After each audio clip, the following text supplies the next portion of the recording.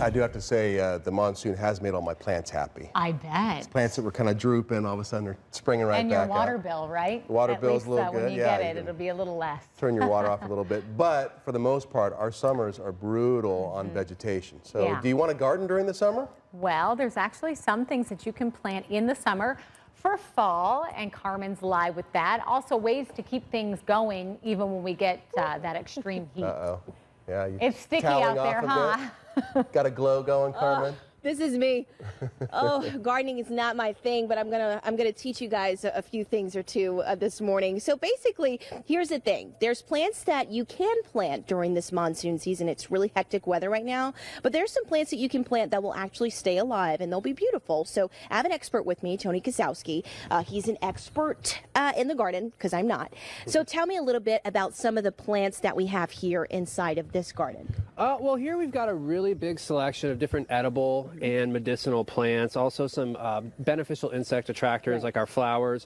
In this particular bed, we're actually doing some melons and marigolds.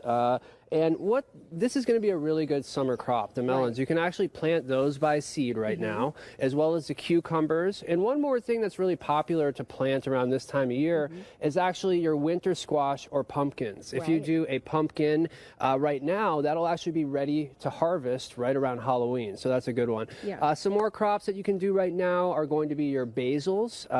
Might not be as popular, but the moringa is a really good one that you can do from seed, as well as cucumbers. Yeah. So the next big question is about those plants that you can grow. When do you water them? When's the proper time to water these plants? So when you're watering, especially in the desert in the summertime, what you want to do is actually water in the mornings and also the evenings. If you get water on these leaves during the middle of the day when it's 105 degrees, what can actually happen is the water acts as a magnifying glass and can really burn the leaves, creating a lot of problems for you. So your best solution for watering is usually drip irrigation or right on the soil, not top watering, and doing that at maybe 4 or 5 in the morning and then after the heat of the day has passed. Yeah, so in order to keep that water, to keep these plants hydrated and the moisture, you use mulch, a lot of it. Absolutely, and you can see this whole space is covered with wood chips, and what that's going to do is really trap the moisture in the garden, which we don't have a lot of here in the dry desert. It's also over time going to break down and create kind of a natural compost. Also, soil is really a living organism, and that mulch is going to protect those microorganisms in there from the UV rays of the sun, which can actually sterilize them. That's right. And so when big monsoon storms come inside of these gardens and they knock all these plants around, what can you do to sort of protect them? Well, you know, I would say to protect them, you can really do things like preventative maintenance. And like one thing that you want to be careful of is the big trees, obviously. So moving anything out of the way that might be, excuse me, a little steamy out here today. But another thing too is if something does break off as far as in the garden and it is kind of hanging there and it looks like it's pretty done, just clip that off.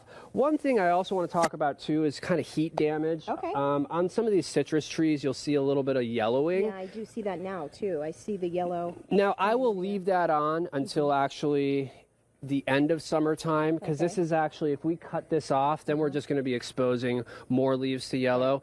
Best thing as far as trees go after a monsoon, if you have had some major damage, call a professional. We don't want anybody getting hurt out there.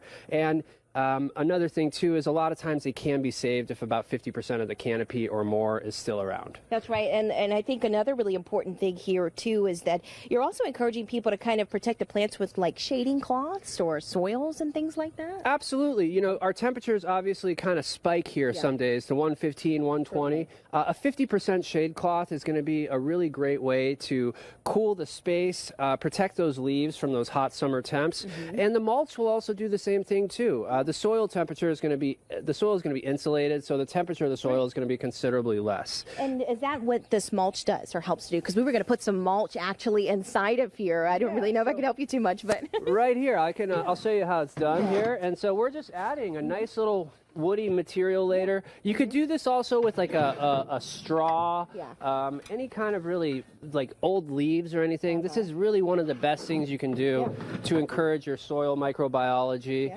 save some water, and again, protect those vital soil microbes. There you go. Thank you, Tony, so much. We're sweating. We're going to take a pat-down break really quick, guys. Back to you in the studio. It's hot. Have a good one. Carmen, you can't do a couple of those pitchfork loads? Come on, get in the spirit. I'm done with the pitch. I'm done with the pitchfork. That's it? Okay. She's like, no, Troy, that's not happening. Done. Okay, you got it. Thanks, Carmen.